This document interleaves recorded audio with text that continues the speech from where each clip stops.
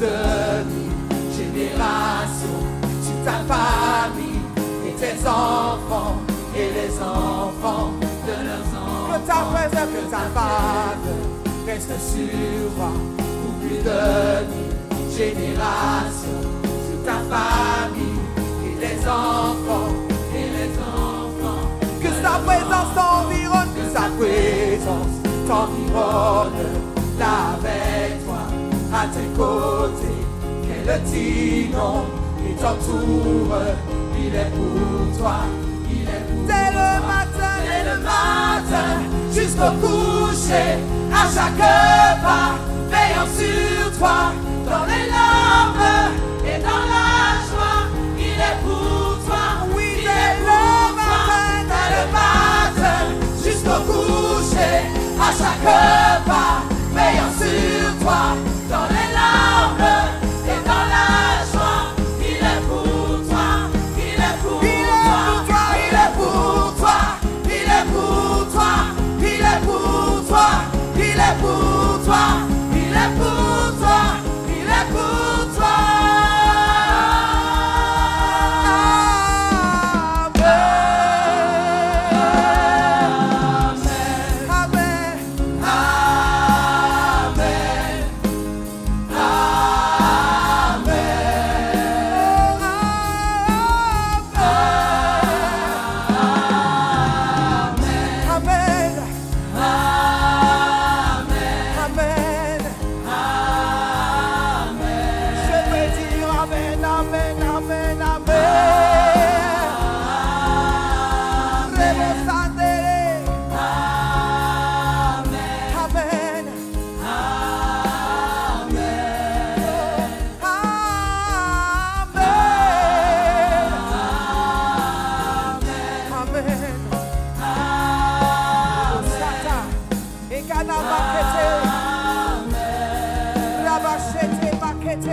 Je ne sais pas comment tu es venu ce matin.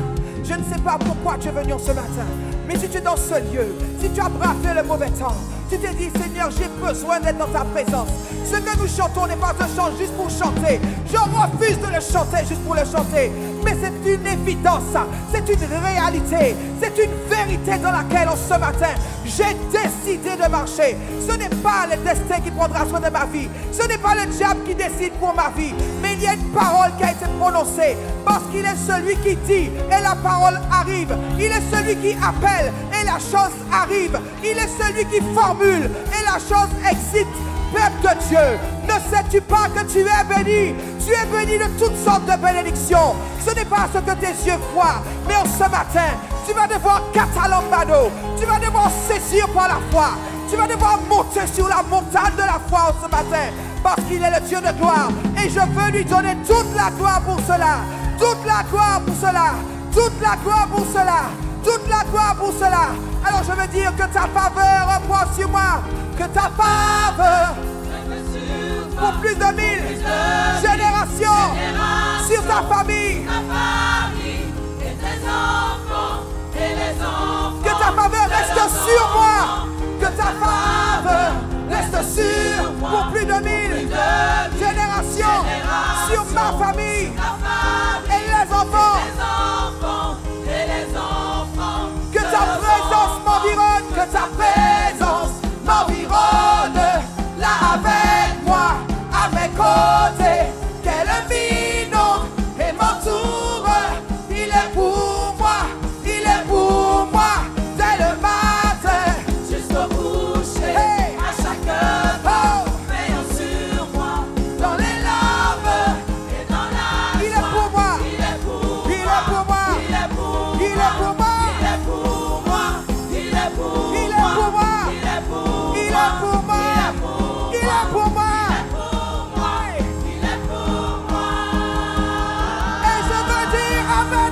Je veux dire amen. Oh, je dis amen. Ça veut dire qu'il en soit fait ainsi.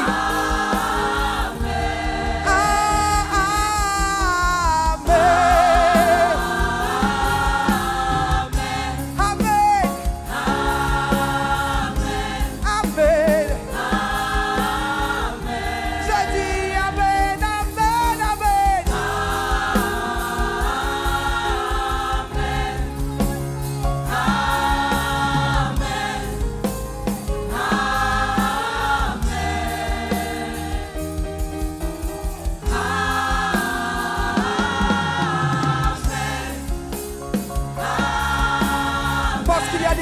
d'eau de vie en toi. Parce qu'il y a des fleuves. Que sa faveur reste sur moi.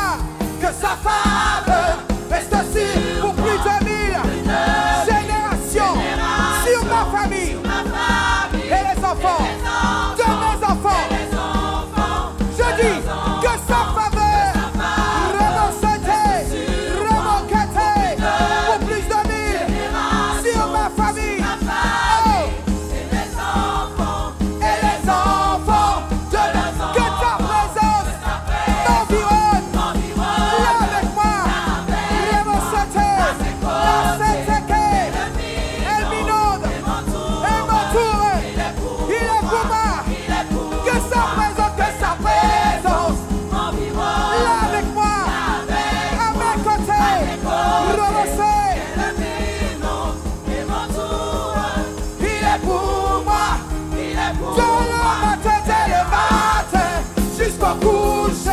À chaque pas, veillant sur moi.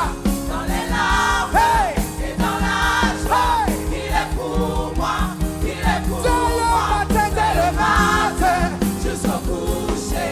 À chaque pas, veillant sur moi. Dans les larmes et dans la joie, il est pour moi, il est pour moi, il est pour moi, il est pour moi, il est pour moi, il est pour moi.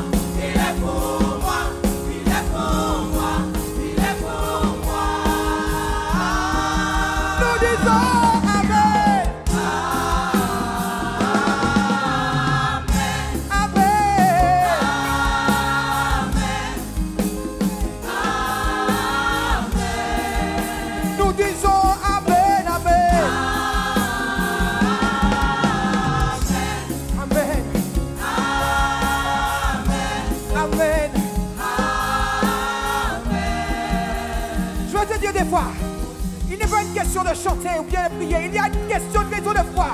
En ce matin, il y a quelque chose que nous devons saisir. Dieu a dit que nous sommes bénis. C'est irrévocable. C'est irrévocable. Quel que soit ce qui se passe, quel que soit ce que tu crois, en ce matin, pour ma part, et je crois pour toi, nous avons décidé de le louer parce qu'il y a une abondance, il y a un overflow quelque part. Sa faveur, mon bien-aimé, sa faveur, sa faveur, sa faveur, sa faveur, sa faveur. Alors, que sa faveur reste sur moi, que sa faveur reste sur moi, pour plus de 1000 générations, sur ma famille, et les enfants de leurs enfants. Que sa présence m'environne.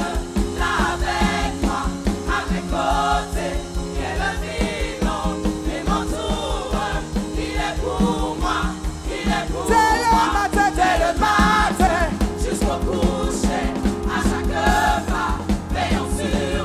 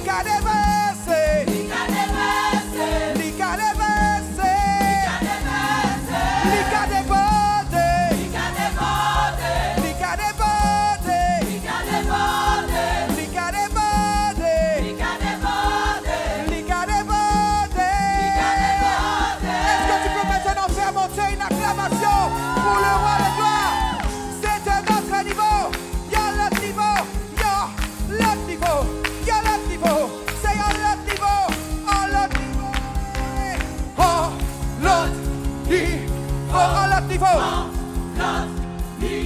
À l'autre niveau.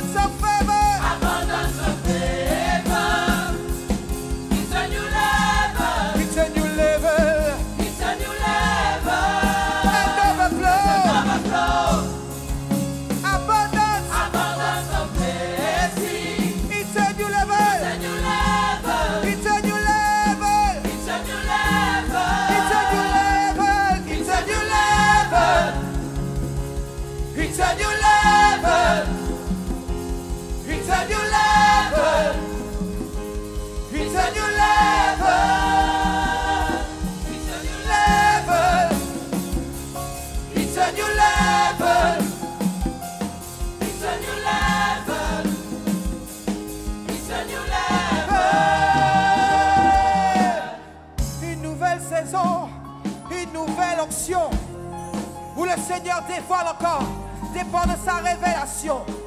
C'est qu'en toi, il y a des sources d'eau vive qui coulent de toi. Car il a dit, celui qui a soif, qu'il vienne. Que celui qui croit, qu'il vienne. Et des sources d'eau vive sortiront de lui. Aujourd'hui, je déclare, j'affirme qu'il y a des sources d'eau vive qui sortent de moi. Tu es béni. Tu es béni. Tu es béni. Tu es béni.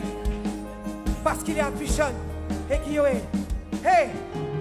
Pichon, crionné, desquels Euphrate, des sources d'eau vie jaillissent de nos vies. Oh! Pichon, crionné, desquels Euphrate, des sources d'eau vie jaillissent de nos vies. Hey! Pichon, Pichon, crionné, desquels Euphrate, des sources d'eau vive jaillissent de nos vies. Pichon, Pichon, hey! crionné, Hey! desquels Euphrate, des sources d'eau des vive. sources d'eau vive jaillissent de nos vies. Alors peut-être que tu es ici, tu te dis, mais qu'est-ce qu'il raconte? Quels sont ces noms bizarres et compliqués?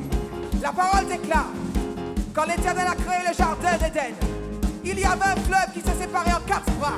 Ce sont des bras de productivité, des bras de croissance rapide, des bras de fertilité, des bras d'activation sur ta vie.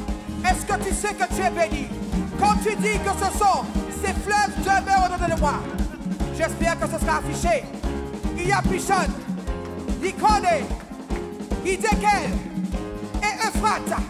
Est-ce que tu peux dire ces sources débordent de moi? Pichon, Pichon, Icône, Idékel, Euphrate, des sources d'eau vive jaillissent de nos vies. Nous disons Pichon, Pichon,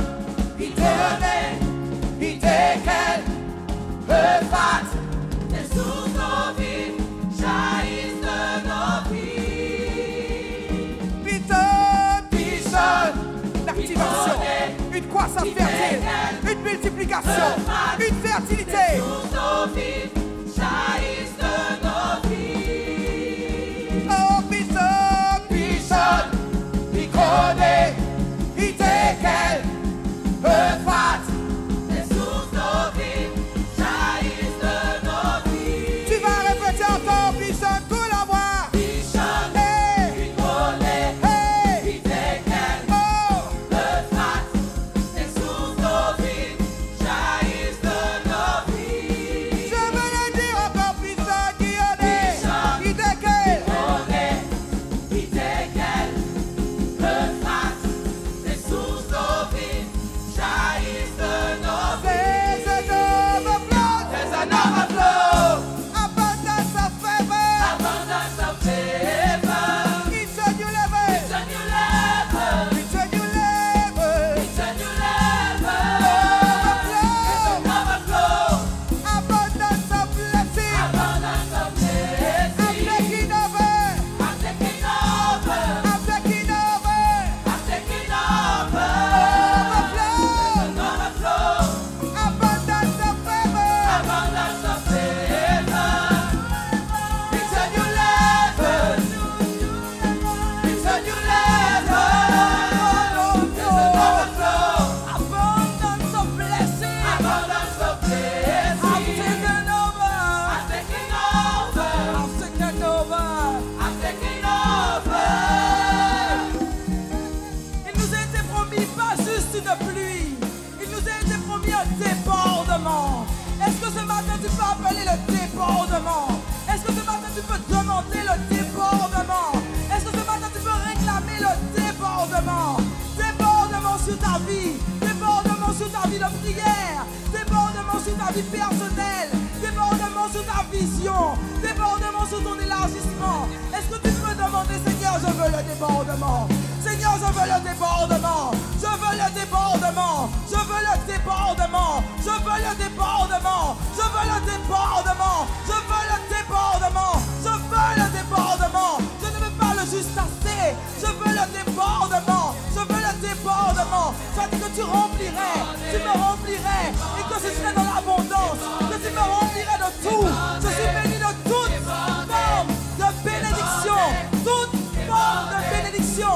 Alors c'est ce que je réclame ce matin sur ma vie. Toute forme de bénédiction qu'elle se manifeste en moi. Un débordement, un débordement, un débordement, un débordement. Tout en moi doit déborder, témoigner la richesse et la faveur de Dieu. Réclame ce matin.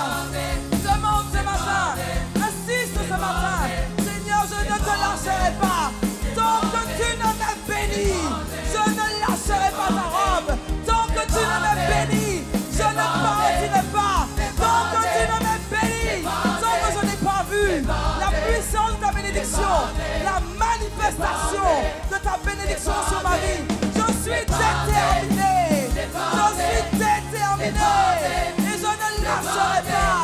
Je veux voir l'amplitude de tout ce que tu as promis pour ma vie. Débordement, débordement, débordement, débordement, débordement. Au-dessus encore, au-dessus encore. Overflow, overflow, débordement, débordement, débordement, débordement, débordement, débordement.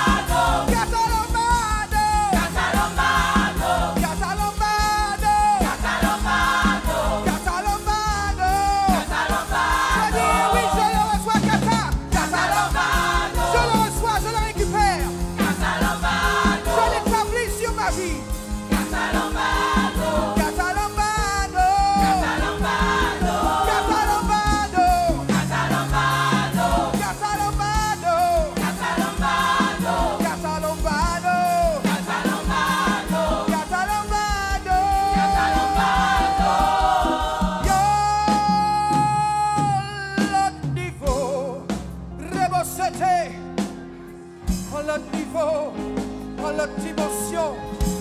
Seigneur,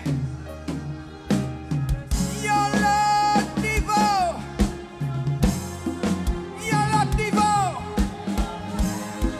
en nouvelle saison, rebossé, il y a l'autre niveau, qui t'a massoto mochete, il y a l'autre niveau, rebossoto, il y a l'autre niveau, rebossoto que te maillette, un autre niveau d'adoration, un autre niveau de contemplation, un autre niveau de soif, un autre niveau de consécration, rebossoto, il y a l'autre niveau. Il y a l'autre niveau. Il y a l'autre niveau. Qu'il coule, Seigneur, l'autre niveau coule à la vie nous, Seigneur. On rebossit, canta la mossa. Nique rebossi qui n'a maillé. Rebossoto qui est dans la quai. Qui est dans la masso. Intala qui rebossoto. Namassete. Un autre niveau. Un autre niveau. Un autre niveau. Un autre niveau. Je dis un autre niveau, il y a une autre dimension, il y a un autre bord, il y a une autre rive, il y a une autre montagne à saisir. Rebosete, Nakitamake, Namashita, la vallée n'est plus pour toi, la vallée n'est pas pour toi, mais il y a un autre niveau, un autre niveau, un autre niveau. Rebosete, Adakete, ce matin saisis pour ta vie, saisis pour ta vie, il te l'a déjà donné. Le chemin est ouvert, le chemin est ouvert, le chemin est ouvert, le chemin est ouvert. Rebosata, Rebosoto, parce que vous tracez au cime, miracolo, mais ou pas qu'à monter, ou c'est l'idée. Mon Dieu, hey, vous tracez au cime, miracolo, mais ou pas qu'à monter, ou c'est l'idée. Mon Dieu, tout ça où y est. Vous tracez au cime, miracolo, mais ou pas qu'à monter, ou c'est l'idée. Mon Dieu, tout ça où y est. Vous tracez au cime, miracolo, mais ou pas qu'à monter, ou c'est l'idée. Mon Dieu, tout ça où y est. Vous tracez au cime, miracolo, mais ou pas qu'à monter, ou c'est l'idée. Mon Dieu, tout ça où y est. Vous tracez au cime, miracolo, mais ou pas qu'à monter, ou c'est l'idée. Mon Dieu, tout ça où y est. Vous tracez au cime, miracolo, mais ou pas qu'à monter, ou c'est l'idée. Mon Dieu, tout ça où y est. Vous tracez au cime, miracolo, mais ou pas qu'à monter, ou c'est l'idée. Mon Dieu, tout ça où y est. Vous tracez au cime, miracolo, mais ou pas qu'à monter, ou c'est l'idée. Mon Dieu, tout ça où y est. Vous tracez au cime, miracolo, mais ou pas qu'à monter, ou c'est l'idée. Mon Dieu, tout ça où y est.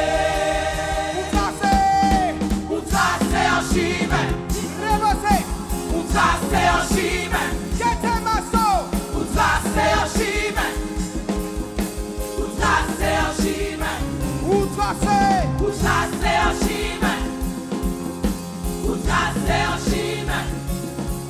vous tracez au cime, vous tracez au cime, vous tracez au cime, vous tracez au cime. L'acier nous pas qu'à ouais, Seigneur. Vous tracez au cime, vous tracez au cime, vous tracez au cime. On dit de maladie, vous tracez au cime, vous tracez au cime. Oh, vous tracez au cime, vous tracez au cime. On dit de stérilité, Seigneur. Vous tracez au cime, vous tracez tracer un chemin, pour tracer un chemin, pour tracer un chemin, pour tracer un chemin, pour tracer un chemin, pour tracer un chemin. pour tracer un On dit chemin, dans la famille, ou tracer un chemin, tracer un chemin, ou tracer un chemin, pour tracer un chemin, ou tracer un chemin, pour tracer un chemin, ou tracer un chemin, pour tracer un ou chemin, tracer un chemin, ou pas qu'à, pour tracer un chemin, miracle l'homme ou pas qu'à mentir, pour ses lumières, bon Dieu, mis tout ça où il est. ou tracer, Pour tracer un chemin, miracle l'homme ou pas qu'à mentir, pour ses lumières, bon Dieu, mis tout ça où il est. ou tracer un chemin, Pour tracer un chemin, miracle l'homme ou pas qu'à mentir, pour ses lumières, bon Dieu, mis tout ça où il est. tracer un chemin, Pour tracer un chemin, miracle l'homme ou pas qu'à mentir, pour ses lumières, bon Dieu, mis tout ça où il est. ou tracer, ou tracer. Pour tracer un chemin, miracle l'homme ou pas qu'à mentir, pour ses lumières, bon Dieu, mis tout ça où il est. Pour tracer un chemin, miracle l'homme ou pas qu'à mentir, pour ses lumières, bon Dieu, mis tout ça où il est. Nous avons, avec l'apôtre Maryse, pendant tout le mois d'août, nous avons vu la bénédiction de l'abondance divine. Nous avons vu comment le Seigneur veut nous bénir, comment le Seigneur a décidé de nous bénir. Et Deutéronome 28, verset 8, nous le rappelait, où il nous a dit « L'Éternel ordonnera à la bénédiction d'être avec toi dans tes greniers et dans toutes tes entreprises. Il te bénira dans le pays que l'Éternel, ton Dieu, te donne. » L'Éternel ordonnera. Ça veut dire l'Éternel va commander à la bénédiction de venir vers toi. Est-ce que vous pensez que la bénédiction a le choix? Quand c'est l'Éternel qui ordonne, la bénédiction est obligée d'obtempérer. Ça veut dire que quand Dieu dit bénédiction, c'est bénédiction. Peut-être que tu ne le vois pas de tes yeux physiques, mais Dieu a dit bénédiction.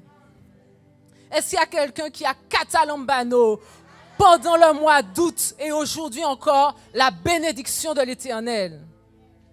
On avait vu la bénédiction dans tous les domaines, spirituel, physique, mental, matériel, dans le domaine financier. OK. Mais nous devons savoir une chose.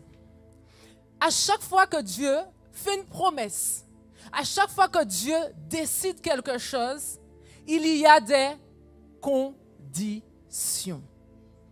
Il y a des conditions. Et parfois, quand nous ne voyons pas la manifestation, on va se dire, mais Seigneur, il y a un problème. Sous-entendu, Seigneur, tu as un problème.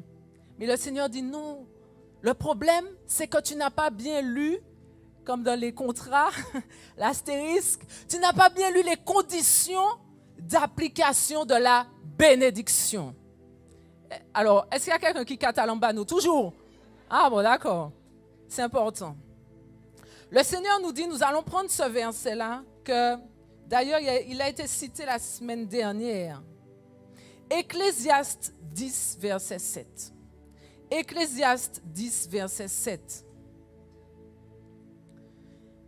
Ecclésiaste 10, verset 7 nous dit, « J'ai vu des esclaves sur des chevaux et des princes marchant sur terre comme des esclaves. J'ai vu des esclaves sur des chevaux et des princes marchant sur terre comme des esclaves. » Qui sont les princes dont parle la Bible là? Alors, il y en a qui ne sont pas trop sûrs. Nous sommes des princes. Pourquoi on peut dire que nous sommes des princes? Parce que nous sommes les héritiers d'un roi tellement puissant. Nous sommes les héritiers d'un roi qui possède la richesse. Nous sommes les héritiers d'un roi qui possède toutes les bénédictions. Y a-t-il un prince dans la salle? Y a-t-il une princesse? Donc ça veut dire quoi? Le Seigneur est en train de dire à travers ce passage, mais vous êtes des princes. Mais pourquoi parmi vous, certains marchent comme des esclaves? Pourquoi parmi vous, certains ne prennent pas leurs chevaux royaux? Pourquoi certains ne saisissent pas la bénédiction? Et on peut se demander, mais que signifie être comme un esclave? Je pense qu'il y a plusieurs manières de voir l'esclave. Mais on va s'attacher à un sens dans Galates 4, verset 1. Le Seigneur dans Galates 4, verset 1 nous explique pourquoi les princes marchent comme des esclaves. Ça veut dire quoi être un esclave? Galates 4, verset 1 nous dit, aussi longtemps que l'héritier, que le prince, que l'héritier du roi est enfant, je dis qu'il ne diffère en rien d'un esclave. Est-ce que quelqu'un voit où on va? Aussi longtemps que l'héritier est un enfant, je dis qu'il ne diffère en rien d'un esclave. Quoi qu'il soit le maître de tout, ok? Mais il est sous des tuteurs et des administrateurs jusqu'au temps marqué par le Père. Le Seigneur est en train de nous dire que nous sommes des princes parce que nous sommes des héritiers du roi. Mais tant que nous allons nous comporter comme des enfants, même s'il veut nous bénir, même si la bénédiction elle est là, nous n'allons pas la saisir. Même si on va se lever, Catalambano, nous n'allons pas la saisir. Même si on fait des veillées de prière pour obtenir la bénédiction, nous n'allons pas la saisir. Il n'y a plus d'amen. Mais pourtant, c'est la parole, ce n'est pas moi. On va prendre un exemple. Si, il y a des jeunes devant moi, si, je prends Kylian, si le pasteur Olivier décide d'offrir à Kylian, je sais que Kylian aime les BMW, s'il décide d'offrir un cabriolet BMW, aucun doute que Kylian sera super content, n'est-ce pas Kylian? Aucun doute qu'il sera super content. Sauf que, qu'est-ce qui va se passer? Le pasteur Olivier lui fait la bénédiction. Il dit, mon fils, je suis tellement fier de toi. Moi, je suis ton père. Je suis là pour te bénir. Je suis là pour te donner le meilleur. Je te donne ce que tu as toujours désiré. Un cabriolet BMW. Kylian aura beau trouver la voiture géniale. Ça doit être le pack M, comme on dit, le modèle sport. Il ne pourra rien en faire. Il va juste pouvoir la regarder. Mais pourra-t-il la conduire? Pourra-t-il? Alors, s'il la conduit, c'est à ses risques et périls. Ça veut dire que s'il la conduit, il peut même risquer, au mieux, une amende, au pire, de tuer quelqu'un ou de se tuer lui-même. Parce que Kylian, aujourd'hui, s'il prend le cabriolet, il risque grave. Ça veut dire quoi? Ça veut dire qu'il n'est pas mature. Ça veut dire que même si son père veut lui donner la voiture, il n'est pas mature. Est-ce que quelqu'un me suit? Vous êtes toujours là. Donc ça veut dire quoi? Le caractère mature, c'est ce qui va nous permettre de saisir la bénédiction. Le caractère bâti, le caractère mature, c'est ce qui va nous permettre de vivre la plénitude de ce que Dieu a pour nous. Donc vous avez compris, ce matin, nous allons parler du caractère mature qui va nous permettre de vivre la bénédiction de l'abondance divine. En général, c'est un peu moins réjouissant, n'est-ce pas? Je sens qu'il y a un peu moins d'enthousiasme. Pourquoi? Qu'est-ce qui se passe? Frappé. Le caractère mature, c'est une condition importante. On ne peut pas y échapper. J'aurais voulu vous dire autre chose. J'aurais voulu vous dire, non, la bénédiction, elle est là, elle est gratuite, elle est abondante. Oui, elle est gratuite, elle est abondante. Mais si je vous dis ça, je vous dis qu'une partie de la vérité. Et nous devons vraiment être convaincu que notre caractère est incontournable pour avoir la bénédiction. Est-ce que ça veut dire que Dieu va attendre que nous soyons matures d'un coup? Est-ce qu'il va dire, mais Kylian, comment tu n'as pas encore ton permis? Non. Dieu sait qu'il y a un temps pour chaque chose. Mais par contre, Dieu va observer l'attitude de Kylian. Il va se dire, si je reprends le pasteur Olivier va commencer à observer Kylian. Il va peut-être lui offrir un vélo. Est-ce qu'un vélo, c'est à sa portée? Oui, c'est quand même une bénédiction. Donc, le Père va donner déjà le vélo. Et il va commencer à observer, mais comment Kylian fait avec le vélo? Si à chaque fois que Kylian a le vélo, il fonce sur les voisins, le pasteur Olivier va dire, le cabriolet va attendre encore. Si à chaque fois qu'il prend le vélo, il tombe par terre, il se blesse, il revient en sang, le cabriolet va attendre encore. Il va attendre encore. Peut-être qu'à 25 ans, Kylian sera encore sur un vélo, le cabriolet va attendre encore. Mais parfois, Dieu est obligé de faire ça avec nous. Dieu a des bénédictions timées, j'ai envie de dire. Dieu a des bénédictions pour chaque saison de notre vie. Mais il va observer comment nous nous comportons avec la bénédiction qu'on a déjà reçue. Comment tu vas traiter ton vélo, Kylian? Tu veux un cabriolet, c'est bien beau, mais comment vas-tu traiter le vélo? Est-ce qu'il est sale là dans le garage? On ne sait même pas comment, dans quel état il est. Ou est-ce que tu vas prendre soin pour avoir la bénédiction suivante? Est-ce que ton caractère va montrer au Père qu'il peut te donner plus? Est-ce que vous voyez où je veux en venir? Ça veut dire que nous-mêmes, à notre niveau, avant même de réclamer une bénédiction, qu'est-ce qu'on devrait réclamer? La maturité, le caractère qui va avec la bénédiction. Par exemple, il y en a beaucoup qui veulent le don prophétique. Seigneur, donne-moi le don prophétique, donne-moi le ministère prophétique, donne-moi les révélations prophétiques. Je veux être ta bouche. Mais qui est-ce qui pense à demander le caractère du prophète? Qui est-ce qui dit, Seigneur, apprends-moi à arrêter de critiquer mon frère. Apprends-moi à arrêter d'être dans les 1000 ans le dimanche après-midi au village de Sion. Apprends-moi à dompter ce petit organe qui fait tant de dégâts. Parce que si je n'ai pas le caractère du prophète, je vais brûler par ma langue. Certains peut-être veulent être chefs d'entreprise. Seigneur, je veux être chef. Je sens au-dedans de moi l'instinct de chef d'entreprise. Je sens que c'est bon.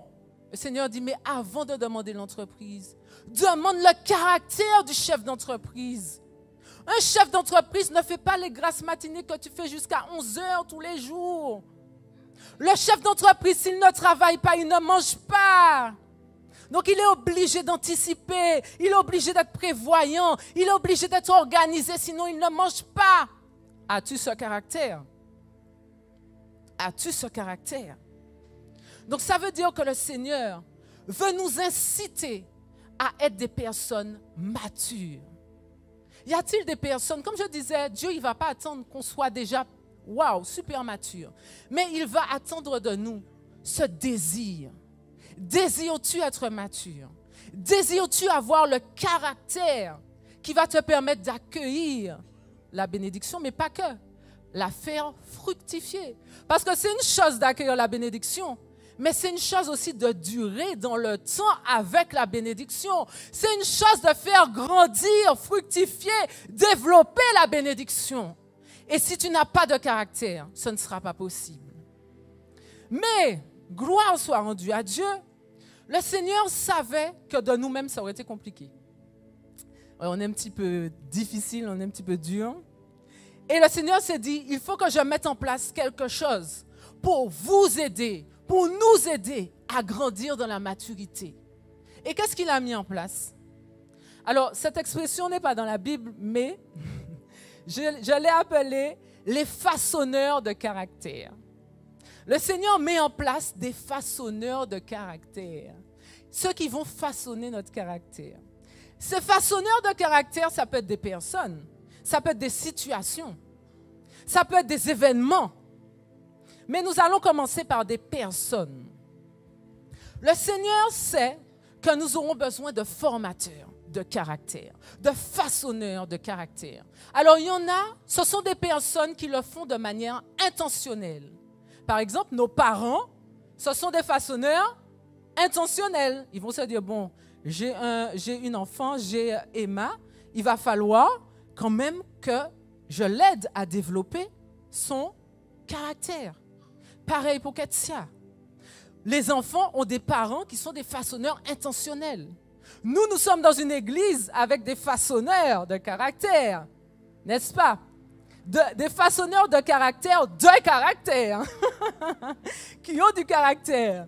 Nous avons les apôtres, nous avons les leaders, nous avons les bergers, qui, quand ils sont proches du peuple, ils ont envie de dire, mais j'ai décelé ça en toi, je veux t'aider à aller plus loin, je veux t'aider à grandir en maturité. Ça, ce sont des façonneurs intentionnels, on les identifie, on sait qu'ils sont là. Et il y a des façonneurs de caractère qu'on aime moins, qui sont un peu plus discrets, mais que Dieu a placés là exprès pour nous. Souvent, ce sont nos frères et sœurs dans le Seigneur. Souvent, c'est notre famille, nos enfants, nos collègues. Dieu place des personnes comme ça qui vont contribuer à travailler notre caractère.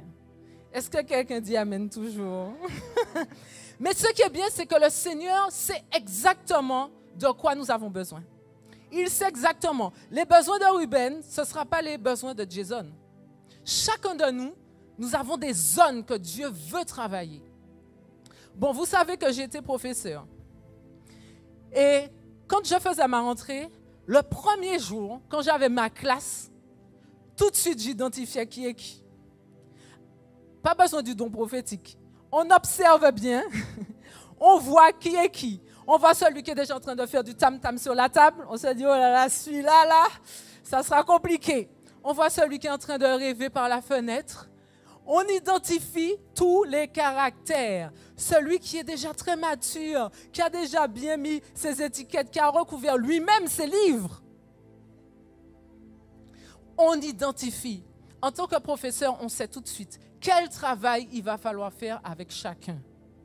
L'apôtre Marie nous a donné aussi une démonstration. En tant qu'apôtre, on sait tout de suite. Parce que lors du jeûne, du haut de la chair, elle a pu identifier. Mais en fait, vous venez faire quoi? En fait, il se passe quoi là? Elle identifie tout de suite qui est-ce qui va courir au micro pour prier. Qui est-ce qui va courir au micro pour être bien vu? Il y a les deux profils. Qui est-ce qui va être engagé? Et qui est-ce qui va venir en touriste? Eh bien, de la même manière que l'apôtre le fait, que le professeur le fait, Dieu le fait avec nous. Et c'est encore plus puissant parce qu'il sonde jusque nos motivations. Il sonde nos cœurs, nos reins. Il sonde les pensées. Les pensées que tu ne voudrais surtout pas voir exposées sur un écran. Tu dis, Seigneur, maman, heureusement que personne n'a vu la pensée que j'ai eue là. Mais le Seigneur voit ça. Et il se dit, maman, vu le type de pensée, va falloir un façonneur de caractère sérieux. Sérieux pour lui. Et le Seigneur va placer des personnes pour nous façonner. J'avance. Et je voudrais reprendre un exemple avec mes élèves. Quand j'étais professeur, une année, j'ai eu une classe de 3e et j'avais un élève qui était très brillant. J'ai rarement vu un élève aussi brillant en mathématiques de ma vie, je pense. C'est un élève brillant. Et j'avais un autre élève dans la classe, alors lui, on va l'appeler Paul. Et j'avais un autre élève dans la classe qui s'appelle Jacques, on va l'appeler Jacques. Lui, il n'était pas brillant, il était moyen. Et un jour, j'ai volontairement posé une question à mes élèves. Je leur ai dit, bon, imaginez que je suis chef d'entreprise et que je veux embaucher soit Paul, soit Jacques. Qui est-ce que je vais choisir? Tout le monde a dit, Paul, mon Dieu qu'il est intelligent, il nous dépasse tous. Mais c'était exprès la question. Et je leur ai dit, ben, vous avez tout faux. Jacques. Et là, oh, mais comment ça, lui, là? Oui, lui. Et en fait, pourquoi? Parce qu'il voyait qu'il y en avait un qui avait des résultats qui dominaient tout le monde. Ses raisonnements dominaient tout le monde. Il ressemblait, moi-même qui était prof, il ressemblait déjà à un lycéen. Il ressemblait même plus à un collégien. Mais pourtant, j'ai dit à mes élèves, je ne le choisirai pas. Vous savez pourquoi? Le caractère. J'ai une entreprise, je vais prendre quelqu'un qui sait tout. Parce que cet enfant brillant qu'il était, il était orgueilleux. À chaque fois que j'allais près de lui, s'il faisait une erreur, parce que quand même ça arrive, brillant quand tu es brillant, tu fais quand même des erreurs. À chaque fois qu'il faisait une erreur, j'allais près de lui. Attention à ça, fais attention à ça. Mon objectif, c'était de le rendre encore plus brillant. C'était de parfaire sa brillance. On est d'accord? Et quand je lui disais, mais va là, fignole, aboutis, je sentais tout de suite, il se braquait. Déjà, ça l'énervait que je vienne lui dire qu'il y a une erreur. Donc déjà, rien que de lui dire qu'il y a une erreur, il est déjà fermé. Et quand je lui dis, mais va plus loin, j'essayais de le pousser parce que pour moi, il avait le profil d'un lycéen. Mais non, rien, il n'a pas envie. Et d'ailleurs, il maîtrise déjà le programme. Pourquoi je viens l'embêter? Tandis que l'autre élève, qui était peut-être moyen, chaque conseil que je lui donnais, il écoutait. À chaque fois, je lui disais, mais non, fais ça, fais ça. OK, recommence. OK, il recommence. Recommence, il recommence. Même quand je disais qui va effacer le tableau, premier. Alors, vous savez, hein, au collège, c'est mal vu, hein, on dit ça. Eh bien, il s'en moquait complètement parce qu'il avait compris. Et malgré il y avait les sifflements, parce que moi je vois, malgré il y a les sifflements, il est là, il efface le tableau. Même s'il doit effacer tous les jours, il efface tous les jours. Ce jeune avait compris quelque chose. Et moi, j'ai dit à mes élèves, mais longtemps, mais si je dois prendre quelqu'un, mais clairement, je le choisis. Son niveau mathématique, ce n'est pas grave, c'est un détail. Parce que je sais qu'il ira là où je veux l'emmener. Je sais qu'il va se laisser façonner. Il n'est pas déjà tordu. Alors, certains vont dire, mais c'est quand même violent hein, de dire ça devant l'élève. Eh bien, vous savez, j'ai fait exprès, j'ai mesuré mes mots quand même, hein, mais j'ai fait exprès de dire ça devant Paul, pour qu'il entende, mon gars, c'est parce que tu es brillant que les portes vont s'ouvrir pour toi. Tu peux être brillant comme tu veux, ton caractère seulement te fermera des portes. Qu'est-ce qu'on peut retirer d'une classe de 3e, comme on vient de le voir? Refuse d'être orgueilleux. Refuse de penser que tu sais tout. Accepte la correction. Tout ça, c'est le caractère. Parfois, Dieu place des façonneurs. J'étais un façonneur de caractère pour ces élèves-là. Mais il y en a un qui a accepté et l'autre qui a refusé. Accepte la correction. Accepte d'être repris. Parce que c'est Dieu lui-même qui a positionné les personnes pour te façonner. Cet élève était dans l'écoute. Il était dans l'écoute active. Il prenait des notes. Il buvait ce que je lui disais. Avoir du caractère, c'est être capable de se remettre en question. Et je vais aller plus loin. Cet élève, sans avoir Dieu dans sa vie, il était au service. Il avait compris une loi d'abondance. Il était au service. Il a compris que peu importe les je suis au service parce que j'ai compris que cette personne-là m'apporte un trésor. J'ai compris que la bénédiction est en train de couler par cette personne-là. Donc, je vais tout faire pour saisir jusqu'à la dernière goutte de bénédiction. Ésaïe 1, verset 19 nous dit quoi? Si vous avez de la bonne volonté et si vous êtes docile, vous mangerez les meilleures productions du pays. Mais si vous résistez et si vous êtes rebelles, vous serez dévorés par le glaive. C'est la parole. Hein? Si vous avez de la bonne volonté, la parole dit beaucoup de vérité, vous avez remarqué. Hein? Si vous avez de la bonne volonté et si vous êtes docile, docile c'est un mot qu'on n'aime pas trop, on est d'accord. Hein? Docile, c'est presque péjoratif. On a l'impression d'être rien. On a l'impression d'être amoindri. Mais pourtant Dieu dit, mais ceux qui seront dociles entre mes mains, ceux qui seront dociles arriveront tellement vite à la maturité et arriveront du coup tellement vite à la bénédiction et deviendront des princes qui seront sur des chevaux jusqu'à obtenir l'héritage du trône royal. Alors, je ne sais pas s'il y en a qui ne veulent pas être dociles, moi je vais être docile. Moi, je veux être docile. Et Dieu va choisir ceux qui sont dociles. Peut-être que ça dérange certains, mais Dieu va choisir ceux qui sont dociles. Vous savez, je reprends l'exemple de mes élèves. Parce que cet élève-là, à un moment donné, mais qu'est-ce que j'ai fait? Eh bien, je me suis petit à petit défocalisée. J'ai dit, mais je viens à chaque fois, je prends de mon énergie, je prends de mes explications, je prends de mon temps, je prends de mon sourire et de ma douceur pour t'expliquer.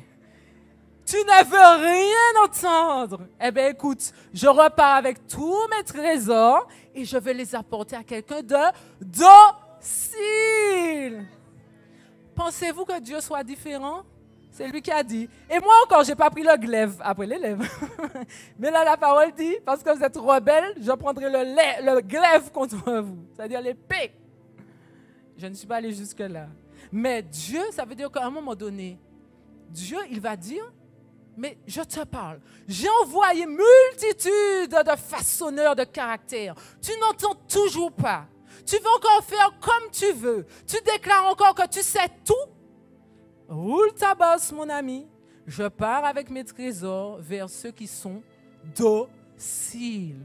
Et par contre, vous savez, en tant que professeur, on dit, par contre, quand tu passeras dans la classe supérieure, tu n'es pas obligé de dire que j'étais ton professeur. Non, franchement, tu n'es pas obligé. Ne dis pas, non, tu m'as pas connu. Ce n'est pas important. Et je me dis, est-ce que Dieu, des fois, il ne dit pas ça? Il dit, hé, toi, ne dis pas que tu es chrétien. S'il te plaît, ne dis pas que tu m'as comme Dieu. Je t'en supplie. Dis que c'est toi, tu t'es bâti, tu m'as... Mais ne mets pas mon nom dans tes affaires.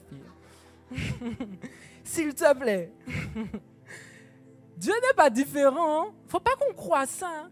Sauf qu'on ne va pas le réaliser tout de suite. À un moment donné, on va se dire, mais c'est quand même bizarre, ma vie tourne en rond. C'est quand même bizarre, hein? Il n'y a que stérilité dans ma vie. Je ne produis rien, je ne m'épanouis pas. C'est un signe que peut-être que tu n'as pas été docile et que peut-être que l'Éternel, un temps, t'a résisté. Dieu ne va pas nous donner les façonneurs que nous voulons. Parfois, on veut choisir. Moi, je veux Mado. Je veux que ce soit Mado qui façonne mon caractère. Parce que le caractère de Mado, ça va avec moi. Hein, Mado, on s'entend bien quand même. On a eu de bons moments. Je veux que ce soit Mado. Et le Seigneur dit, non, c'est pas Mado. C'est, on va donner un nom, Eugénie. Eugénie qu'il te faut. Ah non, Seigneur, Eugénie, tu sais déjà que ça ne va pas avec moi. Eugénie va parfaire ton caractère jusqu'à l'excellence. Et nous allons voir dans la Bible, Dieu n'a pas donné toujours aux personnages un façonneur de caractère qui leur convenait. Par exemple, Jacob. On dit que Jacob, c'était un usurpateur. Quelqu'un qui trompait. Eh bien, vous savez que Dieu lui a donné un façonneur de caractère usurpateur. Laban. Laban, c'était un trompeur. Une élite, l'élite de la tromperie. Un mentor, un maître. Dieu a dit, où c'est usurpateur? On met ça en créole, hein? Où c'est usurpateur? Eh bien, moi, je trouve un chef usurpateur. Ça veut dire que parfois, pour nous former, Dieu va nous mettre face à des personnes qui ont le même défaut que nous. Dieu fait ça exprès. Tu vas dire, je ne comprends pas, hein? Mon collègue, c'est un égoïste fini. Mais ce n'est pas possible d'être autocentré comme ça. Mais ce n'est pas possible ça, je déteste ça. Et puis le Saint-Esprit te dit, ça ne te rappelle personne? Ces traits de caractère? Mais comme là, c'est toi qui subis l'égoïsme, tu vas le vivre autrement. Et tu vas dire, aïe, c'est ça que je faisais subir à tous mes compatriotes? Non, je ne peux plus être égoïste. C'est fini. Et Jacob a eu la bonne attitude. Parce qu'il voulait Rachel. Il a travaillé 7 ans. Là-bas, il dit, c'est pas encore assez. Il aurait pu se rebeller. Il aurait pu dire, espèce de scélérat. Non, il s'est maîtrisé. Il a compris, il a accepté la formation. Il a fait 7 ans de plus parce qu'il a compris certainement que c'était là sa formation, qu'il devait endosser ça parce que combien lui-même il avait trompé. Donc il devait comprendre la valeur d'être trompé. Et la Bible nous dit qu'il a validé sa formation. Parce que quand il est parti de chez Laban, la Bible nous dit qu'il était devenu de plus en plus riche. Il avait des servantes, il avait des serviteurs, il avait des chameaux, il avait des ânes. Il est sorti de là riche parce qu'il avait accepté d'être formé par un usurpateur. Donc Dieu va parfois te donner quelqu'un qui te ressemble tellement et ça va tellement t'énerver parce qu'il te ressemble trop. Mais si tu acceptes la formation, tu pourras aller plus loin. Et le Seigneur ne s'est pas arrêté là. Il a changé le nom de Jacob en Israël pour dire tu as passé le test. Tu n'es plus à mes yeux un usurpateur. Tu as grandi en maturité. Tu es capable maintenant de supporter la bénédiction. J'ai bien dit supporter la bénédiction. Moïse a été formé par un idolâtre. Jéthro, le père de Séphora, c'est un idolâtre, oui ou non? Parfois, le Seigneur permet que nous soyons formés par des personnes qui n'ont pas les lois de Dieu, qui n'ont pas même la crainte de Dieu. Dieu va permettre que nous soyons formés par des personnes qui n'ont pas forcément le témoignage qu'on attendrait. Mais pourtant, c'est là que Dieu a voulu Moïse. Il l'a enlevé d'Égypte, il l'a emmené à Madian. Il a dit, c'est Jéthro, tu vas apprendre auprès de Jéthro. Tu as envie, tu n'as pas envie, ce sera Jéthro. Eh bien, parfois, Dieu va te mettre à côté de personnes qui n'ont pas ces lois. Mais est-ce que pour autant, tu vas devoir venir avec arrogance? Moi, je suis la lumière. Moi, je suis le sel. Qu'as-tu à m'apprendre, petit Jéthro? Non. Le Seigneur va nous demander de venir avec humilité, de venir pour recevoir la sagesse qu'il a donnée au Pharaon. Moïse a appris et quand il a été prêt, Dieu l'a envoyé pour la mission. Je prends 2 autres exemples. Joseph. Joseph, lui, il a été façonné loin de chez lui parce que ses frères ne le reconnaissait pas. Ses parents ne le reconnaissaient pas. Il était dans un environnement toxique. Et le Seigneur s'est dit, si je veux que le rêve de Joseph puisse éclore, je dois aller le former loin. Je dois l'enlever de cet environnement-là pour le former avec d'autres personnes. Il y a des fois, le Seigneur va t'enlever. Il va peut-être t'enlever de ta famille. Il va peut-être t'enlever de la Martinique. Il va peut-être t'enlever d'un environnement toxique parce que ce qu'il veut faire de toi nécessite que tu sois coupé de certaines relations. Donc, quand ça arrive, ne pleure pas. Quand ça arrive, ne dis pas, non, la Martinique me manque. La Martinique me manque. Seigneur, pourquoi? Pourquoi tu me fais ça? Mais dis-toi, comme Joseph, le Seigneur m'a enlevé. Il sait pourquoi. Il sait pourquoi. Il a un objectif. Est-ce que quelqu'un accepte ces façonneurs de caractère? On a toujours le choix. David, il a été formé comment, David? Il a été formé dans le secret. Samuel est venu dans la maison du père de David. Il a eu une onction parmi ses frères. Est-ce que Samuel a sonné du chauffard devant tout Israël en disant « Israël, ton roi est arrivé » ? Non. Mais pourtant, Dieu a dit à Samuel « Tu vas le oindre roi ». Samuel, entre toi et moi, tu sais que c'est déjà une onction royale. Il est encore avec les brebis, ce n'est pas un problème. Mais c'est déjà une onction royale. Ça veut dire que Dieu, parfois, il va te préparer dans le secret. Il va façonner ton caractère dans le secret. Et toi, tu vas dire, mais Seigneur, je ne comprends pas. Personne ne reconnaît ce que tu as mis en moi. Je ne comprends pas, personne ne voit le don que tu as mis en moi. Et le Seigneur dit, ne t'inquiète pas. Je suis en train de te préparer. Parce que si tu sors trop tôt, il y a un Saül jaloux là qui va bloquer ton ministère. Attends le temps. Sois patient. Sois attentif et continue la formation jusqu'au temps favorable. Et David a passé les étapes dans le secret. Il était dans la grotte tranquillou. Ensuite, il est passé à Juda, il a régné. Le Seigneur a dit, ne fais pas trop de bruit, David. Ne fais pas de bruit. Et au jour marqué, pouf, il est devenu roi d'Israël. Je fais pouf comme ça. Mais vous avez compris qu'il y a une grande préparation avant. Quand il n'est pas arrivé de nulle part, Dieu l'avait préparé dans le secret.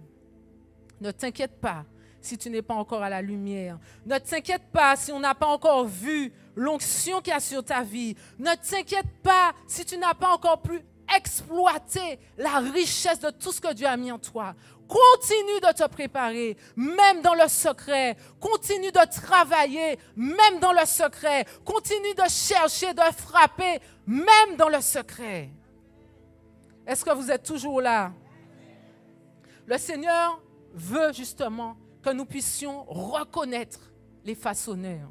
J'ai envie de vous dire, chacun, pas la peine de dire haute voix, est-ce que tu as déjà identifié qui sont tes façonneurs de caractère? Il y en a qui ont vu direct et pas le plus plaisant, visiblement. Identifie les façonneurs de ton caractère. C'est important parce que tu vas les voir différemment. Tu vas arrêter de rentrer chez toi de dire, tu veux me dire que c'est ce qu'elle me sort aujourd'hui? Mais tu vas commencer à dire, Seigneur, tu travailles ma patience, hein? Quand tu vas, moi, il y a un façonneur de caractère que le Seigneur aime bien utiliser. C'est les gens qui sont devant moi à la caisse. Ils ont toujours plein de choses à raconter à la caissière. Alors que moi, je suis très pressée. Mais le Seigneur me place exprès derrière des personnes qui racontent leur vie. Chaque personne a ses propres façonneurs de caractère. Parce que Dieu sait ce qu'il faut traiter. Mais il n'y a pas que les personnes. Dieu met aussi des situations qui vont façonner notre caractère et qui vont nous mener à la maturité. Le Seigneur nous permet de vivre les échecs. L'échec est un façonneur de caractère. Je vais dire ça autrement. L'échec pourrait être un façonneur de caractère si on en tire les bonnes leçons. Dieu va permettre que nous vivions des échecs. Dieu va permettre que parfois on se fracasse lamentablement parce qu'il veut qu'il émerge de cela la maturité. On va prendre le passage d'Exode 2, verset 11. En ce temps-là, Moïse, devenu grand, se rendit vers ses frères et fut témoin de leurs pénibles travaux. Il vit un Égyptien qui frappait un Hébreu d'entre ses frères. Il regarda de côté et d'autre, et voyant qu'il n'y avait personne, il tua l'Égyptien et le cacha dans le sable. Il sortit le jour suivant, et voici deux Hébreux se querellaient. Il dit à celui qui avait tort, « Pourquoi frappes-tu ton prochain ?» Et cet homme répondit, « Qui t'a établi chef et juge sur nous? Penses-tu me tuer comme tu as tué l'Égyptien? » Moïse eut peur et dit, « Certainement la chose est connue. Pharaon apprit ce qui s'était passé et il cherchait à faire mourir Moïse. Mais Moïse s'enfuit de devant Pharaon et il se retira dans le pays de Madian. » Ici, on voit Moïse. Moïse, on connaît Moïse aujourd'hui.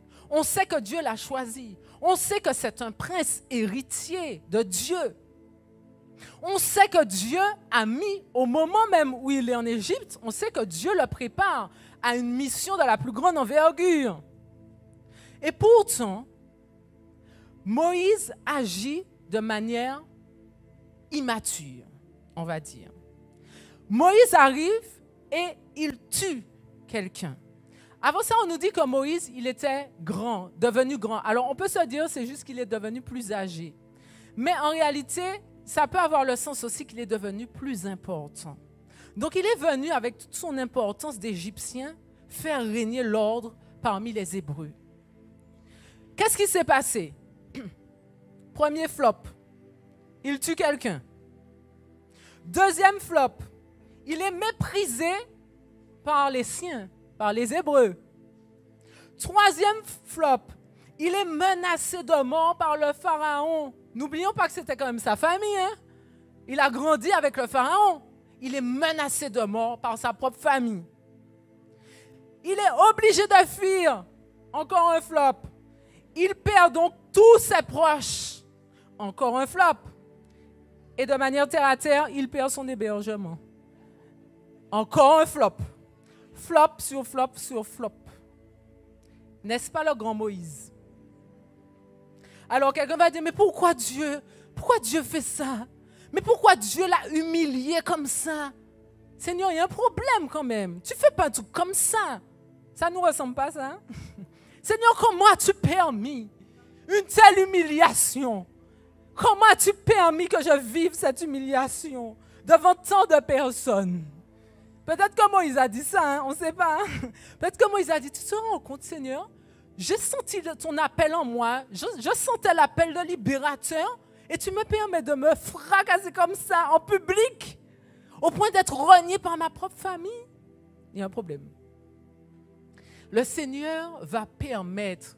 Sommes-nous plus que Moïse? Et Moïse a fait flop fois flop fois flop. Flop puissance 5. Puissance 6 même. Flop puissance 6. Alors, sommes-nous plus que Moïse pour que Dieu ne permette pas l'échec dans nos vies? Dieu va permettre parfois que tu te sentes dans la honte. Dieu va permettre parfois que tu te sentes ridicule. Dieu va permettre parfois que tu te sentes incompétent. Dieu va permettre parfois que tu ne te sentes pas apprécié. Est-ce que Dieu c'est un père fouettard? Non. C'est qu'il a un objectif. Il a un plan et il veut façonner ton caractère. Pour ceux qui connaissent l'histoire, quand Moïse est revenu, est-il revenu grand, important? Est-il revenu avec une assurance à faire pâlir tous les grands? Il est revenu petit. Seigneur, tu es sûr? C'est moi que tu envoies en Égypte? Tu es sûr? Bon, peut-être pas avec mon accent comme ça, mais Seigneur, tu es sûr? C'est moi que tu envoies. Mais ils vont me rejeter. Mais ils vont me lapider. Il avait appris la leçon. Bon, c'est un peu extrême parce que Dieu lui a dit, bon, arrête tes bêtises, c'est toi que je vais envoyer. Donc, il est tombé dans l'autre extrême. C'était peut-être pas le but. Mais il a quand même appris quelque chose. Il a appris l'humilité. Il a appris qu'il ne peut rien faire sans Dieu. Il a appris qu'il doit avoir une révélation de Dieu pour aller. Un go de Dieu pour aller. Ça, c'est le caractère mature. Ce n'est pas moi, c'est Seigneur, que veux-tu? Vous savez, ça me rappelle, je fais une toute petite parenthèse. Quand j'ai passé mon CAPES de maths, justement, j'étais partie avec des amis qui avaient réussi au concours. On était 6 à louer une chambre d'hôtel, enfin des chambres d'hôtel, je vous rassure. On était 6 admissibles au concours, on avait loué des chambres d'hôtel. Et avant de partir, je suis allée au centre commercial et j'ai vu sur le franc senti seuls 6 passeront. Et quand j'ai vu ça, j'ai compris que c'était le concours. J'ai dit, il y aura 6 Martiniquais qui vont l'avoir. J'ai dit, ok Seigneur, sur cette parole, sur ce titre de journal, je proclame que c'est les 6 qui sont avec moi à l'hôtel, parce qu'on était un peu plus en Martinique à être admissible. J'ai dit, je proclame que c'est eux, nous aurons le concours. Je pars, on passe les épreuves et tout, les oraux, et quand on revient, on est 5 sur 6 de l'hôtel à l'avoir eu. Et là, j'ai dit, non Seigneur, pourquoi tu me fais ça? En plus, c'était une amie à moi.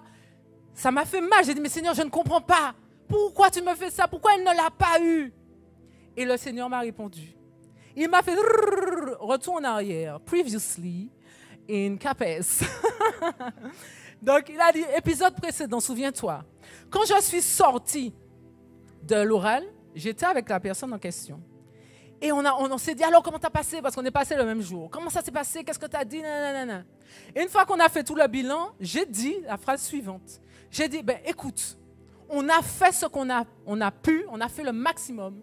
Maintenant, Seigneur, fais ton miracle. Mais ce n'est pas une chrétienne. Hein? J'ai dit à haute voix comme ça, j'ai dit, Seigneur, fais ton miracle. Elle m'a regardé, elle m'a dit, quoi?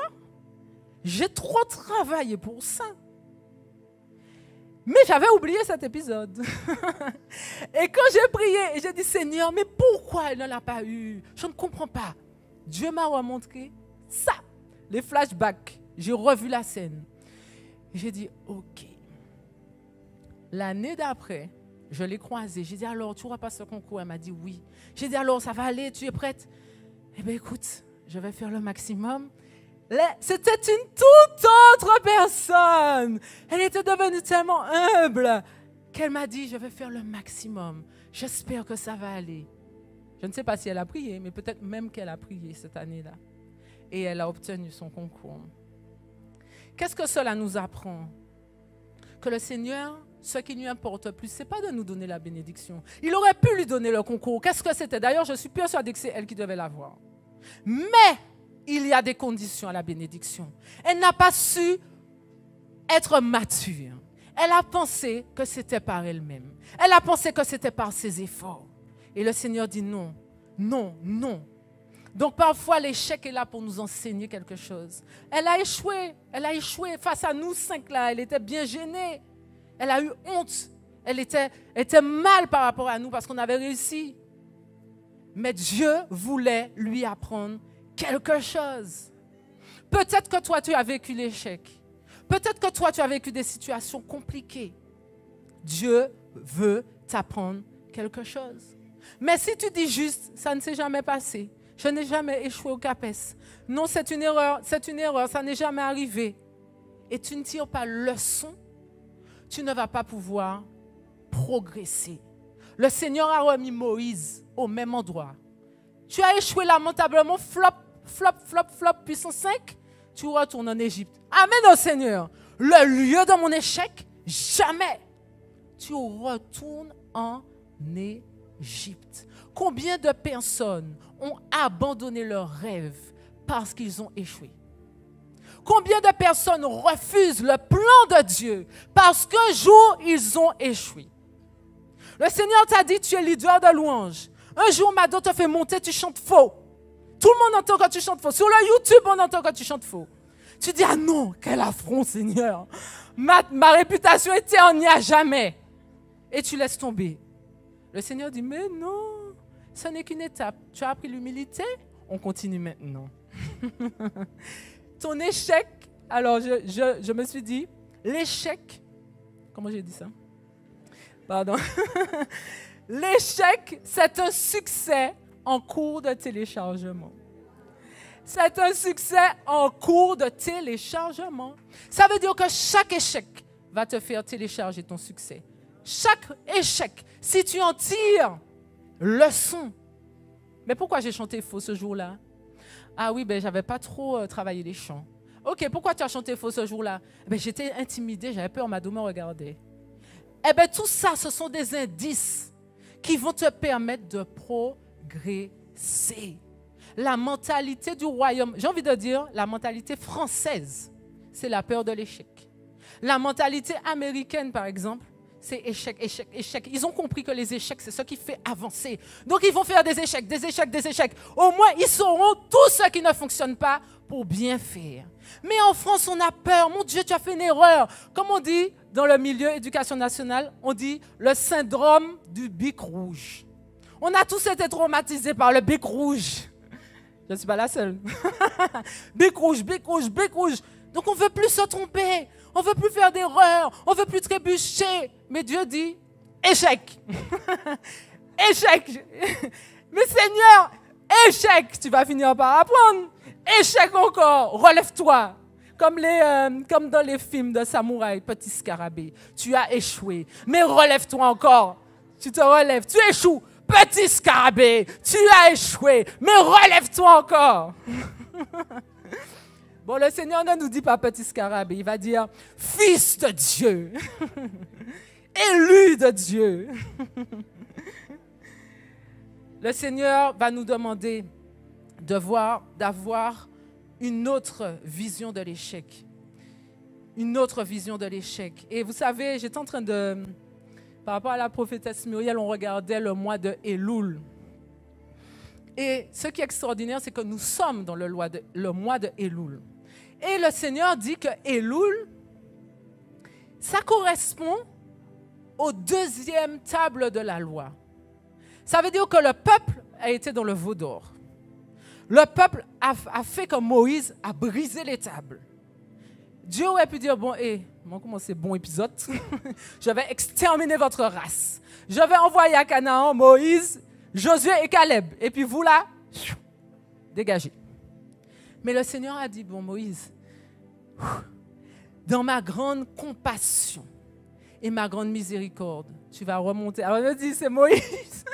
Quand j'ai lu ça, je me suis dit, mais c'est vrai, Moïse a dû faire 2 fois 40 jours. Il a dit, ouais, Seigneur, c'est moi encore.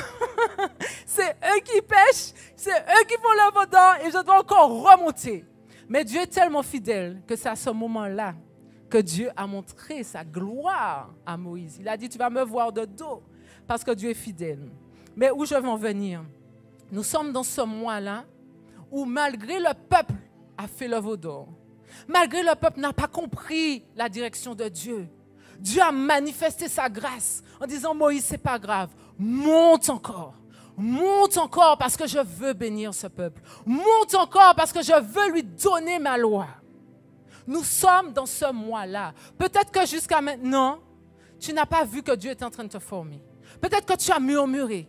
Peut-être que tu as dit, c'est bon, moi j'en ai assez. Peut-être que tu as laissé la peur te remplir en disant, moi je ne reprends plus de micro. Moi je ne vais plus à tel endroit. Moi je ne parle plus de Dieu si c'est comme ça. Moi et l'Église, jamais plus. Et là, le Seigneur dit, c'est le mois d'Éloul.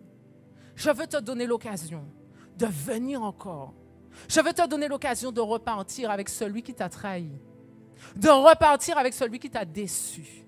De repartir avec celui que j'ai placé moi-même pour t'enseigner l'amour. T'enseigner la patience, la persévérance.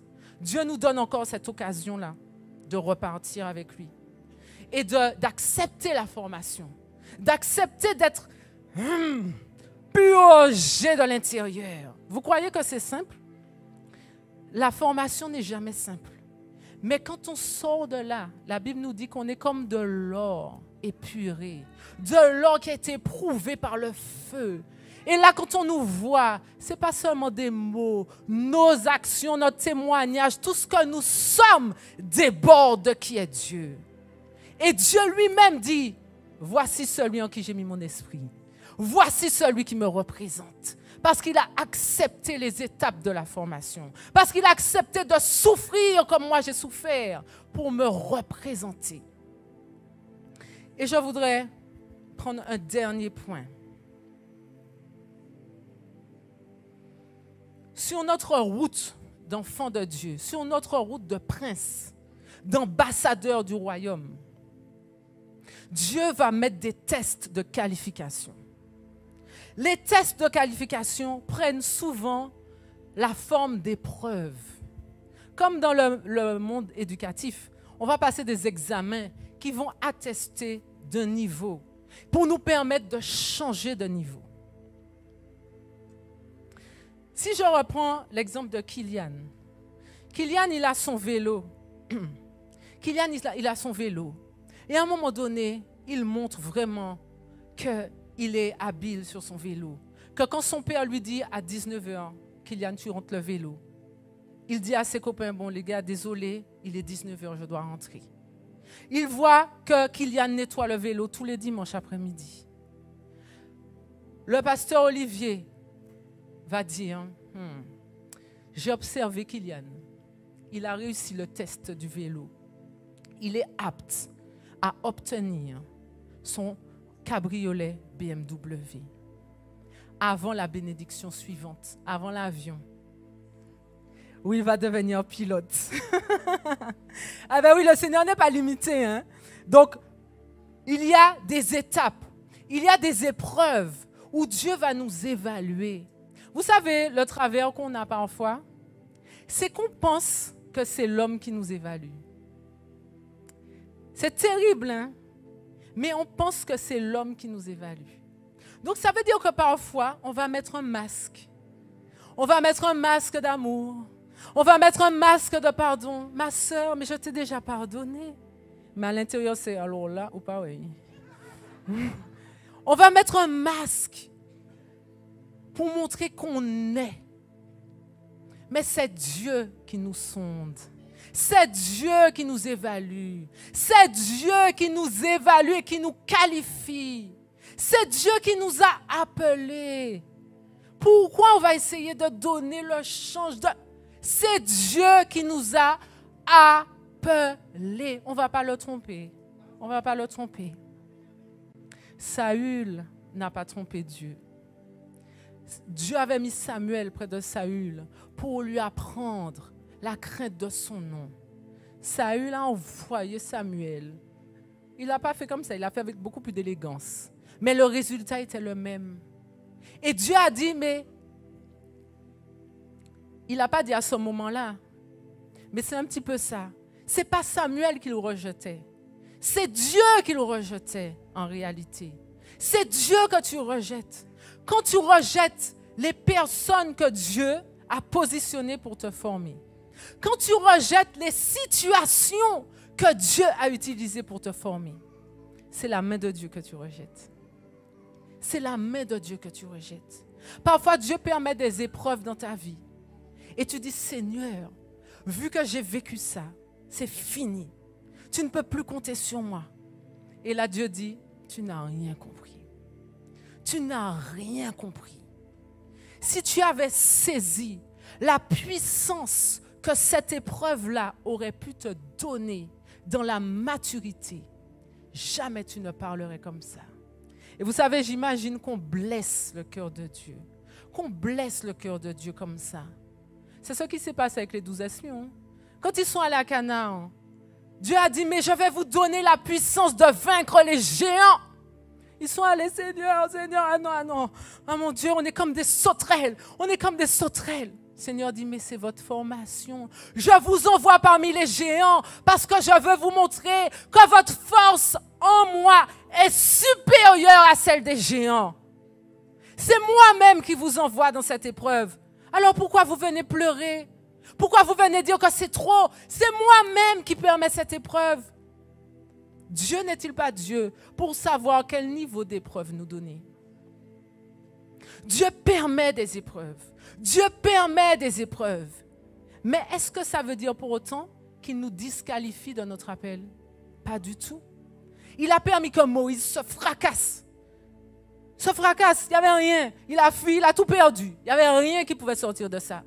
Mais Dieu s'était-il détourné de son appel? Non. Dieu ne s'est pas détourné de son appel pour toi. Mais il attend un autre positionnement dans le caractère. Il attend que nous soyons à son image et à sa ressemblance. Il attend que nous soyons dans un tel niveau de confiance que quel que soit ce que nous allons traverser, nous serons capables de dire, Seigneur, si tu as permis que je passe ça, tu sais pourquoi. Tu sais pourquoi. Tu sais pourquoi. Donc j'accueille. Je vais vous faire une confidence. C'est vrai que l'apôtre a dit que j'ai obtenu un poste de principal. Mais vous ne pouvez pas imaginer l'angoisse que j'ai ressentie. L'angoisse, je n'ai même pas, moi qui dors tellement bien. Le jour où on m'a proposé ça, c'est Alicia, la prophétesse Alicia, merci, si tu nous regardes, qui m'a donné de la valériane pour que je puisse dormir. Tellement j'étais angoissée.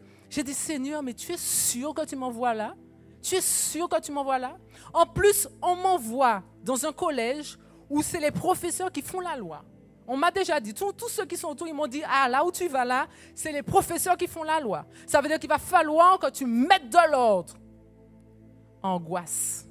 J'ai dit au Seigneur, tu es sûr?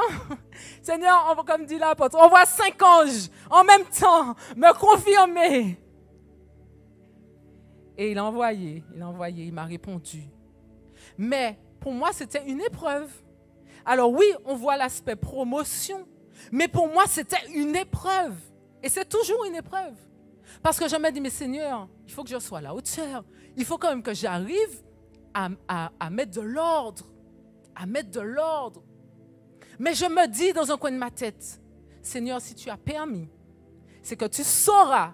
Ça sera peut-être difficile, mais c'est que tu sais que je dois aller dans ce chemin-là. Ça veut dire que Dieu ne permet rien en vain dans ta vie. S'il permet que quelque chose arrive, c'est parce qu'il va te donner ce qu'il faut. Alors oui, ça va peut-être te brûler à certains moments, parce qu'il est en train de te remettre dans le bon ordre. Il dit là, l'orgueil, là, on va baisser ça. Le manque de patience, on va casser ça. Le manque de miséricorde, on va casser ça. La critique, médisance facile, on va casser ça. La nonchalance, casser ça. Il nous envoie dans des situations où on est dans un inconfort le plus total pour dire c'est là que je te veux, parce que c'est là que je te façonne et parce que c'est là que tu seras éligible à ma bénédiction. Et pour finir, cette fois c'est un vrai pour finir. Oui, parce qu'il faut finir. Il faut que je vous parle des tests de qualification. Parfois, Dieu va nous donner des tests. Mais je veux parler d'un test en particulier. C'est le test du péché. L'ennemi va essayer, comme on l'a vu avec l'apôtre Maryse, la dérive infinitésimale. Le Seigneur va venir nous tester. Chacun de nous, nous avons des domaines de faiblesse. Nous n'avons pas les mêmes domaines de faiblesse. Mais l'ennemi, il va nous tester, il va venir nous chercher là. Et Dieu, il a besoin de savoir. Si je mets Patrice, si j'accorde à Patrice la bénédiction, si j'accorde à Patrice le ministère que j'ai pour lui, Patrice sera-t-il fiable? Patrice va-t-il tomber à la moindre tentation? Patrice va-t-il résister jusqu'au sang, au péché? Dieu, il est obligé de nous évaluer. Vous savez pourquoi? Si je reprends l'exemple de Kylian, ben oui, Kylian, aujourd'hui, c'est toi. Hein? Si Kylian tombe à vélo, ça n'impacte que qui? Ben lui, alors son père, parce qu'il aura payé pour le vélo. Par contre, si Kylian est sur l'autoroute à 220 km/h, avec son cabriolet BMW, qu'est-ce qui peut se passer? Carambolage. Des morts en pagaille. Qu'est-ce que je veux dire par là? Plus le Seigneur va nous donner sa bénédiction, plus le Seigneur va nous donner un niveau de responsabilité, plus Dieu va multiplier les dons en notre faveur, nous allons plus la chute va entraîner avec nous du monde. Et Dieu, avant de protéger des individus, il veut protéger son peuple. Avant de protéger des individus, il veut protéger son œuvre. Avant de protéger des individus, il veut protéger la prophétie lui-même qu'il est en train d'accomplir. Donc ça veut dire qu'avant que Dieu te donne un niveau d'autorité dans son royaume, avant qu'il te donne un niveau de responsabilité dans son royaume, il va devoir t'évaluer. Il va devoir voir ta capacité à résister au péché. Ce n'est pas quand tu seras apôtre de Trinité que là, il va te tester parce que tu vas faire des dégâts. Mais il va te tester avant. Si le Seigneur veut te mettre administrateur financier, il va te tester sur l'intégrité. Il va te mettre, il va dire, comme par hasard, imaginons Adèle, que ce soit toi, le Seigneur veut te mettre administrateur financier. Comme par hasard, ce jour-là, l'apôtre dit, c'est toi qui vas compter l'argent. Et puis, tu n'as pas mangé depuis une semaine. Donc, tu n'as pas d'argent pour manger depuis une semaine. Tu es là devant la collecte. Tu dis, mon Dieu, tout ça de billets, j'ai faim. Le Seigneur te teste. Le Seigneur te teste. Il va voir si tu prends juste un petit billet en disant, personne ne verra. Et puis, il y a tellement d'autres billets de 20 €. Un en moins, qu'est-ce que ça change après tout? Swoup! À ce moment-là, Dieu dit, ange Gabriel, retardez la bénédiction d'Adèle. Elle n'est pas encore prête. On ne va pas dire Adèle. Eugénie, elle n'est pas encore prête à devenir ce que je veux qu'elle soit. Elle va devoir passer encore d'autres tests. Certains seront testés dans la chair. L'ennemi va envoyer la personne calibrée. Bien calibrée. bien calibré. Et là, on va se dire, vous savez, je réfléchissais à ça, on est dans un temps, vous êtes d'accord avec moi, d'hypersexualisation. On est dans un temps où il y a l'immoralité sous toutes ses formes. Particulièrement en Martinique, pourquoi? Parce que nous sommes une île où il y a beaucoup de fêtes, où on aime festoyer. Festoyer, c'est le cas de dire. Bref, c'est l'hypersexualisation. Donc, ça veut dire que forcément, les esprits sont relâchés. Forcément, la tentation est grande. Je parlais même de ça avec mon père qui n'est pas chrétien. Il m'a dit, mais mon propre père qui n'est pas chrétien me dit, mais comment tu veux que des couples mariés subsistent après une Mercury Beach? Mais il a raison. Quand tu as vécu ça, mais il faut être super fort. Je prends même des couples mariés qui ne sont pas chrétiens. S'ils veulent tenir leur couple, mais qu'est-ce qu'ils vont aller faire là? Ça veut dire que la tentation... Alors, on m'a dit qu'il y a des gens qui vont casser début juillet avec leur partenaire et reprendre début septembre en disant « j'ai réfléchi », etc., juste pour vivre des vacances de folie. Il y a même des stratégies, vous voyez? Bref, c'était une parenthèse. Donc, ça veut dire quoi? Ça veut dire que nous serons éprouvés dans notre chair. Et je dis nous parce que personne n'est exempt. Nous serons éprouvés dans notre chair. Et ça veut dire que le Seigneur, il sait ça. Mais lui, ça ne le dérange pas parce qu'il sait que c'est le quotidien. Mais par contre, il va observer qui sera assez fort. Malgré l'intensité de la fournaise, comme a prêché le pasteur Cédric, l'ennemi va augmenter la fournaise sur nous pour dire, mais écoute, mais qui est-ce qui saura? Mais c'est pas grand-chose, mais tout le monde fait ça aujourd'hui. Mais je suis quand même à l'église. Mais à l'église, c'est là que c'est encore plus répandu. De quoi t'inquiètes-tu? L'ennemi va venir de manière subtile. Mais ce sera notre test. Le Seigneur va avoir 90 degrés. Tu as chaud? Tu as déjà chaud? Seigneur, le Seigneur observe.